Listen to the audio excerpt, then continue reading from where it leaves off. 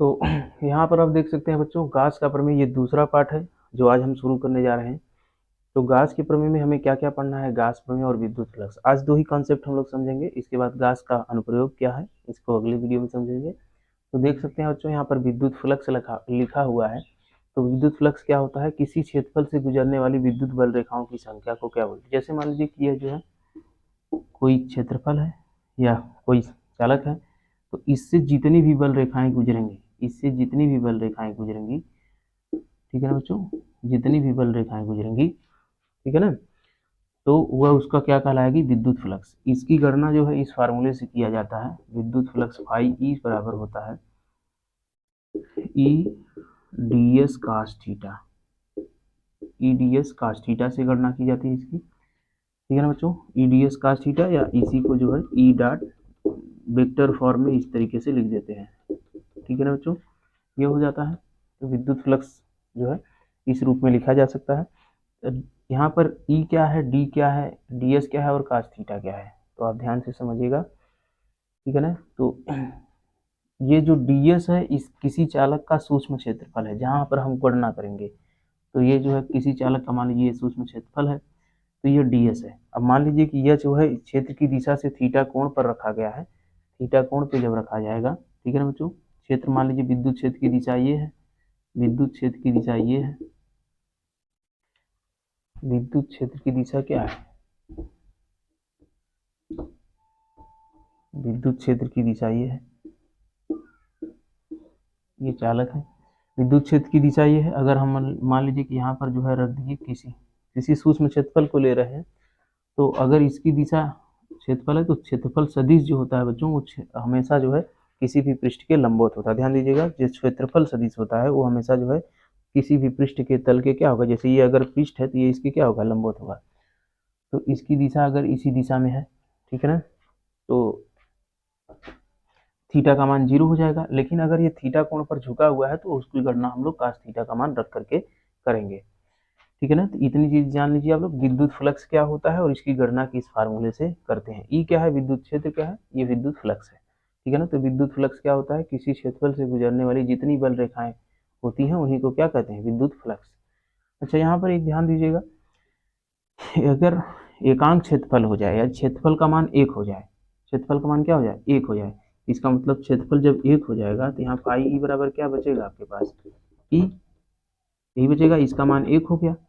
तो जब फाई का मान जो है ई के बराबर हो गया, तो इस यहाँ से विद्युत क्षेत्र की तीव्रता की परिभाषा भी बता सकते हैं आप कि किसी भी एकांक क्षेत्रफल से गुजरने वाले विद्युत बल रेखाओं की संख्या को विद्युत फ्लक्स को विद्युत क्षेत्र की तीव्रता कहते हैं, या इस तरीके से बता सकते हैं, एकांक क्षेत्रफल से गुजरने वाले विद्युत फ्लक्स को विद्युत क्षेत्र की तीव्रता कहते हैं, ऐसे भी कह सकते हैं। तो मेरा बताने का मतलब बच्चों ये है केवल कि विद्युत फ्लक्स क्या होता है और इसकी गणना इस फार्मूले से करते हैं, ठीक है ना। तो ये चीज आपको समझ में आ गया होगा। इसके बाद अगला आप देख रहे हैं गास प्रमेय क्या है, तो उसको भी आप समझने का प्रयास करेंगे। गास प्रमेय क्या होता है बच्चों, तो आइए समझते हैं। गास प्रमेय जो कहता है कि किसी बंद पृष्ठ से, यहाँ पर लिख लेंगे मेरे साथ, किसी बंद पृष्ठ से गुजरने वाले, किसी बंद पृष्ठ से गुजरने वाले, बंद पृष्ठ से गुजरने नहीं बल्कि संबंधित, बंद पृष्ठ से संबंधित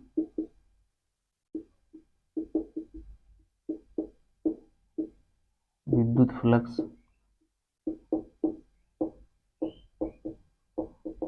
विद्युत फ्लक्स उस पृष्ठ से संबंध, उस पृष्ठ में, उस पृष्ठ से, उस पृष्ठ से बद्ध आवेश का, आवेश का 1/ε नॉट के गुना होता है।